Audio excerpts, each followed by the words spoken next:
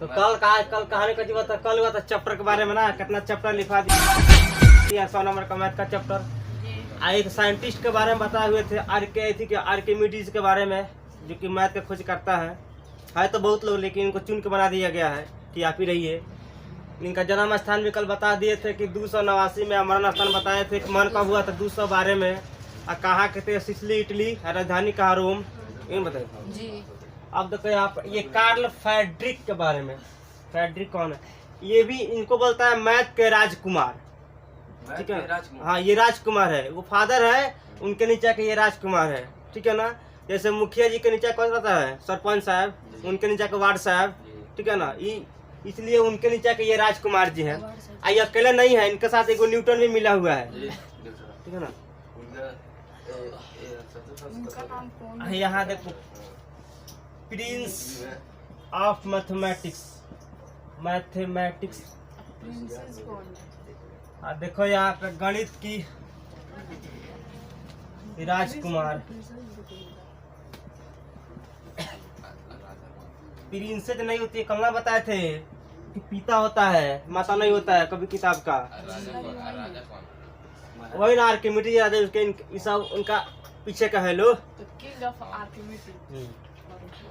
Prince of राज का है। हाँ, प्रिंस ऑफ मैथमेटिक्स कौन है? यही है। हाँ, वो तो मर गए होंगे, सब कोई मर गया है, कोई जिंदा नहीं है। कौन? तो वो नया आविष्कार करेंगे तब ना नाम होगा। ये ये आपका है कार्ल फ्रेडरिक, FREDRICH, हिंदी गया, ठीक है, घूमने। ये है इंडिया, ठीक है ना। कार्ल फ्रेडरिक, देखो ये लोग अपना जमाना में इतना अच्छा काम किया कि लोग आज भी हम लोग नाम ले रहे हैं क्या। अब आर्किमिडीज जी देखो 200 कितना में जन्मे हुए थे, 89 में जन्मे थे ना। बताओ उस समय भी छिछोरा रहते तो काम चलता, इनका नाम होता नहीं होता तो उस समय बर्बाद हो जाते। तो इसलिए अच्छा देखो, इनका भी जन्म जब कब हुआ है, इनका भी बर्न हुआ है जन नाम जन होता है। देखो यहाँ पर 30 जनवरी 1777 ईस्वी में, 77 ईस्वी में, ठीक है ना, इनका जन्म हुआ था, ठीक है ना। ये कार्ल फ्रेडरिक है, इसका इतना जन्म हुआ था। आइलैंड का नाम आज भी हम ले रहे हैं, ठीक है ना। ये राजकुमार, इनका जन्म हुआ था 30 जनवरी 1777 ईस्वी में, ठीक। ऑब्जेक्टिव में आएगा तो मार देना। अब देखो इनका डेथ कब हुआ था? बउआ के बोल रहे हैं देखो डेथ, DIED, डेथ माने मृत्यु उनका कब हुआ था? 1855। कब मरे हैं? इनसे पूछा जाए कब मरे हैं, इनको भी नहीं मालूम है। देखो ये मरे हैं कब? 23 फरवरी को, 23 फरवरी यहाँ पे 1855 ईस्वी में, ठीक है ना। कल बताया था ना BC, यानी ये BC में हुआ था, ठीक है ना। AD में नहीं हुआ था। एमिनोडोमिन या एमिनोडोमिनो BC के क्या बोलते हैं, बिफोर कॉमन, तो ये बिफोर में हुए थे, ठीक है ना। तो इतना में इनका जन्म हुआ था, इतना में स्वर्ग देहांत कर गए, मर गए, ऊपर चले गए, ठीक है ना। लेकिन इनका सिद्धांत आज भी जिंदा है। हाँ, अभी मत बोला जनवरी में पैदा, फरवरी में मर गए, कितना दिन के बाद मरे हैं भाई, ठीक है ना। गया। अब यहाँ देखो ये कहाँ के रहने वाले थे? लिव, ठीक है ना। रहने वाले खाली दे रहे हैं, कम से कम समझ जाना, शॉर्ट टर्म। ये रहने वाले कहाँ के थे? ये जर्मन के रहने वाले थे, जर्मनी साइंटिस्ट थे, GERMAN, जर्मन। यहाँ देखो ये जर्मन के रहने वाले थे, ठीक है ना। ये कार्ल फ्रेडरिक जी। अब इनका बात करें जाए, इनका राजधानी कहाँ है? इनका देशों का राजधानी कहाँ है, ठीक है ना। हाँ, तो इनका मत समझना। देखो कैपिटल कहाँ है? Capital of German. तो जर्मन की कैपिटल आपका, जर्मन की राजधानी, हिंदी चलो लिख दे रहे हैं, जर्मन की राजधानी। हाँ, राजधानी कहाँ है? बर्लिन है। वेरी गुड, बर्लिन, ठीक है ना। अब बर्लिन के भाई कल बताए थे कि बर्लिन मत समझना, दिक्कत हो जाएगा। बर्लिन, इनका राजधानी बर्लिन है, ठीक है ना। ये इनका जन्म कुंडली हो गया, डिस्ट्रिक्ट में राजधानी हो गया, कैपिटल, कोई दिक्कत नहीं। कार्ल फेडरिक के साथ आप पिछला पढ़ा है, कार्ल फेडरिक उनके साथ ये भी है, न्यूटन जी भी जी। ये दोनों आदमी को बोलते हैं राजकुमार, ठीक है ना। राजकुमार वो भी है, ये भी है, दोनों आदमी है, ये दोनों साथ में है, ठीक है ना। न्यूटन का हाथ बहुत बड़ा साइंस में है, ठीक है ना, मैथ में इनका हाथ है न्यूटन जी के। और देखो यहाँ पर ये भी राजकुमार है और कार्ल फेडरिक भी राजकुमार है। तो इनका देखो इनका बर्न कब हुआ था, खाली इनका बर्न हम जान लो।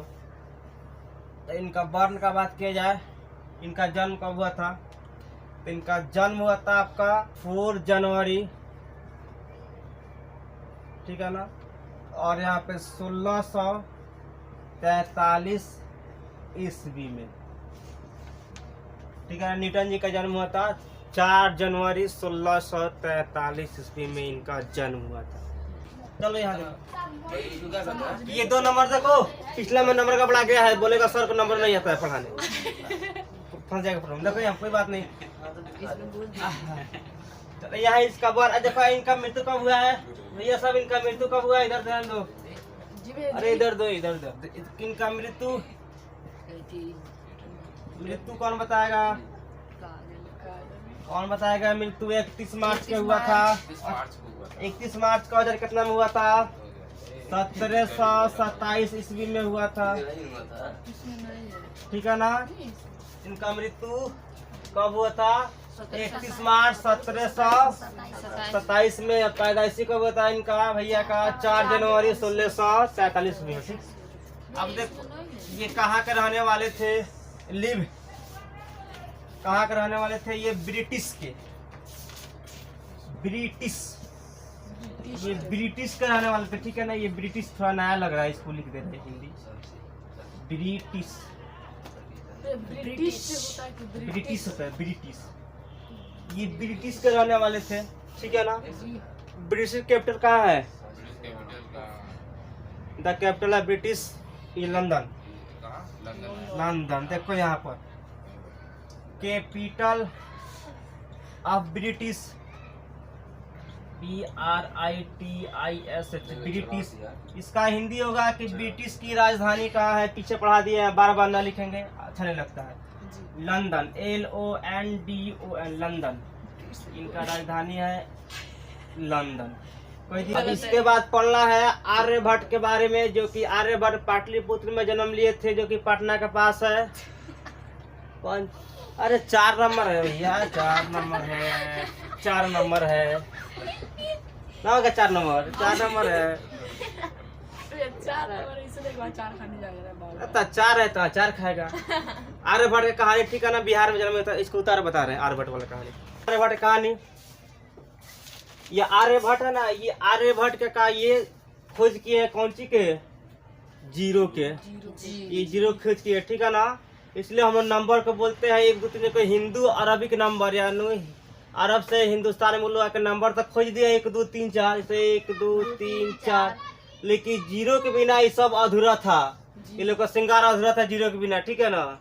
वहां से पगलाई ला गया था इधर इंडिया में, ये लोग को मालूम है, इसको लिखने का भी लूट नहीं था, इसको शुद्ध कोनो 3 4 2 इस लिख दे रहा था लोग, ठीक है ना। फिर भी ये शुद्ध नहीं हुआ, तो ये आर्यभट्ट ने इन लोग के आके जीरो दे दिया, ठीक है ना। आर्यभट्ट बिहार में रहने वाले हैं आर्यभट्ट, तो इन आके जब जीरो दिए लोग खोज किए, ठीक है ना, तब ये जाके 1 2 3 4 पूरा हुआ, ठीक है ना।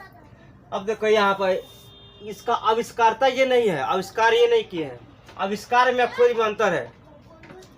देखो आविष्कार खोज आविष्कार में बहुत अंतर है। साइंस में एगो चीज हम लोग पढ़ते हैं, एक होता है ह्यूमन मेड, एक होता है नेचुरल मेड, दो चीजें, human made natural made. Human made का मतलब होता है कि वो वस्तु इसको इंसान खुद से बनाया है। ह्यूमन मेड का मतलब इंसान खुद से बनाया, जैसे कि हम लोग बल्ब बनाते हैं, LED बल्ब, ये क्या हो गया, ये हम लोग बनाया है, ये हो गया ह्यूमन मेड। और नेचुरल मेड का मतलब आता है सूरज, गॉड ने बनाया है, नेचुरल हो गया। चांद, तारा, आसमान, जमीन, ये सब हो गया नेचुरल मेड। तो 2 तरह का मेड होता है, एक ह्यूमन मेड, एक होता है नेचुरल मेड, ठीक है ना। एक प्रकृति की ओर, एक हम लोग कहते हैं। तो खोज का मतलब क्या होता है, आविष्कार का। आविष्कार का मतलब होता है कि हमने नया उसको उत्पत्ति कर दिया, ठीक है ना। जैसे हस्बैंड वाइफ को अट्रैक्शन से जो इश्यू होता है, जो बॉय या गर्ल, उसको क्या बोल, वो हो गया, उनका आविष्कार हो गया, यानी खुद से किया है। लेकिन ये जीरो का आविष्कार इसने नहीं किया, ये अपना किताब में खुद लिखते हैं कि हमने जीरो का आविष्कार नहीं किया है, जबकि जीरो का हमने सिर्फ खोज किया है। अब इसका मतलब कहने का मतलब जैसे मानो कि इस कोचिंग के अंदर हमने इस मार्कर को रख दिया, किसी को भेजा जाओ तो उसको लाओ, तो गया उसको नहीं मिला, हम आए तो इसको खोज के दिखा दिए, ठीक है ना। तो ये क्या हो गया, खोज हो गया। आविष्कार का मतलब होता है कि हम इसको अपने खुद से उत्पत्ति किए, इसको हमने बनाया है तो यह इसको बोलेंगे ये मेरा आविष्कार है। लेकिन इसको हमने खोजे हैं तो ये आविष्कार नहीं, ये खोज करता है। तो आर्यभट्ट ने सिर्फ शून्य को खोजे थे, इसका आविष्कार नहीं किए थे, ठीक है ना। ऐसे यूट्यूब पर मारेगा तो आ जाएगा खटाखट जीरो का आविष्कार कौन किया है, आर्यभट्ट ने। और जबकि आर्यभट्ट अपने किताब में खुद लिखते हैं कि हमने इसका आविष्कार थोड़ा ना किया, इसका हमने सिर्फ खोज किया है, ठीक है ना। तो इसको आविष्कारक मत मानना, ये खोज सिर्फ किए हुए थे, क्योंकि जीरो का इनसे पहले भी खोज हो चुका था, आविष्कार हो चुका था। खोज इनसे पहले जीरो का आविष्कार हो चुका था, सिर्फ इन्होंने इसका खोज कर दिया जीरो के। समझ में आ गया। तो देखो इनका फर्स्ट यहाँ पर डिस्कवरी ऑफ जीरो, यानी शून्य की खोज। शून्य की खोज आपको किए हैं ये आर्यभट्ट जी। आर्यभट्ट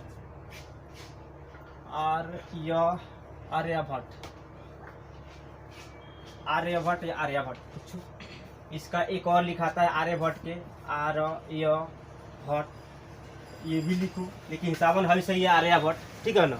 इस तो भी लिखाता है लेकिन आर्यभट्ट हिसाबन हई सही है, ये आर्यभट्ट को नहीं मानते हैं, लेकिन दोनों तरीका ठीक है। आगे देखो, अभी आर्यभट्ट हो गया, ये जीरो का खोज करता है, ठीक है ना। ये जीरो को सिर्फ खोज कर दिए हैं, ठीक है ना। अब देखो ये खोज कब किए हैं, कब बताए हैं, तो कहानी देख लो अब। चलो इधर देखो। अब इसके बाद आओ, इनका जन्म स्थान, पहले जन्म इनका लिख दिया जाए, कहाँ जन्म हुआ था इनका, बर्न। तो बर्न का इनका डेट हो गया 476 ईस्वी में, ठीक है ना जी। इनका जन्म हुआ था ये आर्यभट्ट जी के, ठीक है ना। और देखो आर्यभट्ट जी का मृत्यु कब हो गया, इनका डेथ हो गया आपका 550 ईस्वी में, ठीक है ना। सुनने वाला यार बोलेगा क्या मैथ पढ़ा रहे हैं कि हिस्ट्री पढ़ा रहे हैं, मैथे में पूरा हिस्ट्री कहानी अच्छा रहेगा। अब देखो इनका हो गया, इनका ये जन्म हो गया, ये इनका मृत्यु हो गया। ये कहाँ के रहने वाले थे, देखो यहाँ पर। तो ऐसे तो इनका है पाटलिपुत्र पे लिखा था पाटलिपुत्रा इंग्लिश में, हाँ पाटलिपुत्र, ठीक है ना, जो कि पटना के पास है, नियर बाई पटना। अब पटना आता है भारत के अंदर आता है, तब भारत का राजधानी कहाँ हुआ, नई दिल्ली, ये हुआ भारत का राजधानी नई दिल्ली। इनका कैपिटल का बात किया जाए, यानी यहाँ पटना, पटना के बाद बिहार, अब बिहार के बाद भारत, अब भारत के राजधानी क्योंकि देश ही हुआ भारत। देखो यहाँ पर कैपिटल ऑफ भारत, अच्छा इंडिया, हाँ इंडिया। देखो इनका इंडिया का न्यू दिल्ली है, NEW न्यू, और दिल्ली को होता है दिल्ली लिखाता है, ठीक है ना भाई, सही बात। दिल्ली के ढीली मत बोल देना, ठीक है ना। इन्होंने पाई का भी मान लिखाला है, ठीक है ना, बताया है। वो जो पहलका साइंटिस्ट थे ना, क्या लिखा था पहलका, आर्किमिडीज जी, उन्होंने सिर्फ पाई के बारे में बताया है कि हाँ पाई कोई ग्रीक लेटर है, लेकिन उनका वैल्यू उन्होंने नहीं निकाला था। लेकिन इसके बाद जो आर्यभट्ट है, इन्होंने पाई का वैल्यू निकाला है और बताया है कि पाई का वैल्यू कहाँ खत्म होता है, ठीक है ना। तो इसके बाद इसको बताएंगे, तब तक इसको देखो इन्होंने पाई का वैल्यू बता दिया, ठीक है ना। देखो पाई का न्यूमेरिकल वैल्यू अब देखो कहाँ तक लिखे थे, 4 हाँ 5 6, देखो 6 minimum value of pi, minimum value of pi, ठीक है ना। वो आर्किमिडीज सिर्फ खोज दिए थे, इनका नाम बताया है, मान बता दिए है। यानी पाई का देख, पाई का न्यूनतम मान, न्यूनतम आधा नौतम, ठीक है, न्यू आधा नौतम, ठीक है, न्यूनतम मान, ठीक है ना, आधा 9 में छुपा हुआ है न्यूनतम मान। अब देखो इसका न्यूनतम मान क्या होता है पाई का, देख लो इसका न्यूमेरिकल वैल्यू न्यूनतम मान होता है 22/7। ठीक, अब इसको ये है ना बाबा, इसको जब हम लोग काट देते हैं 56 छुरी तो इसका 3.141592658 इनफाइनाइट, मतलब कि इस तरह आगे जाते रहेगा। ठीक है ना, ये रुकेगा नहीं। ठीक है ना, इसका गाय नहीं रुकता है, ये आगे जाते रहेगा। तो ये हो गया इनफाइनाइट, यानी 3.141592658। हम लोग का 10वां में खूब आएगा तो यहाँ 3.14, इतना तो इसका यूज है, इसका यूज नहीं है। तो इन्होंने इतना किया था इजाद, ठीक है ना, लेकिन कंप्यूटर आने के बाद इसका खोज क्या हुआ, देखो यहाँ पर कम्स द कंप्यूटर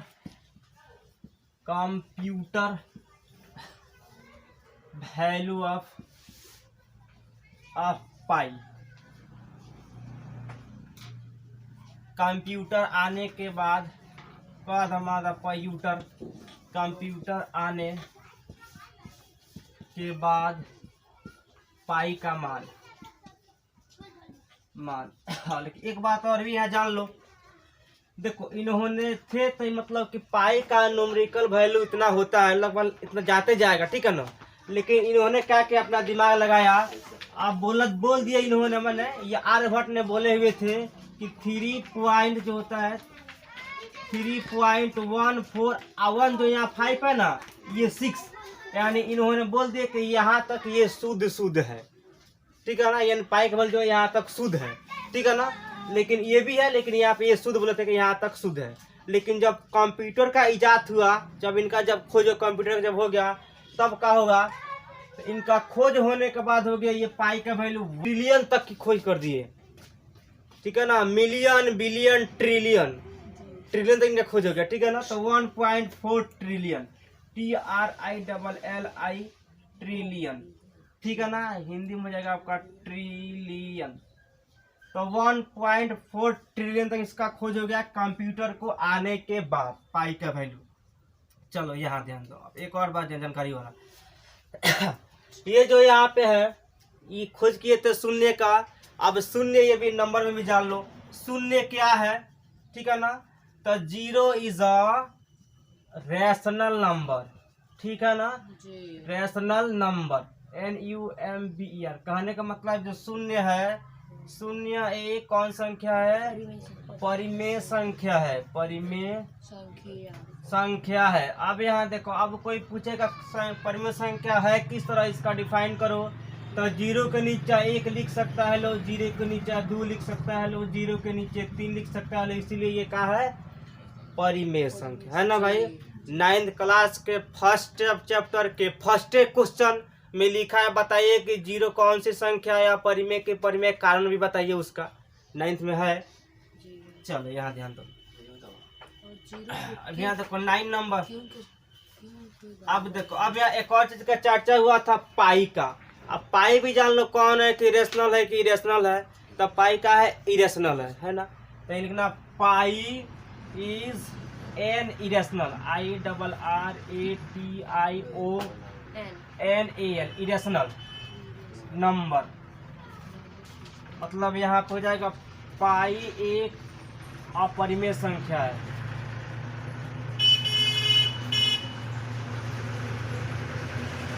पाई का वैल्यू, पाई का चाहिए एक अपरिमेय संख्या है, 0 क्या है, परिमेय संख्या है। पाई का वैल्यू बताई दिए 3.1415926 समथिंग आगे जाएगा, लेकिन कंप्यूटर के आने के बाद 1.4 ट्रिलियन तक इसका मान बता दिया गया है। इसमें कोई प्रॉब्लम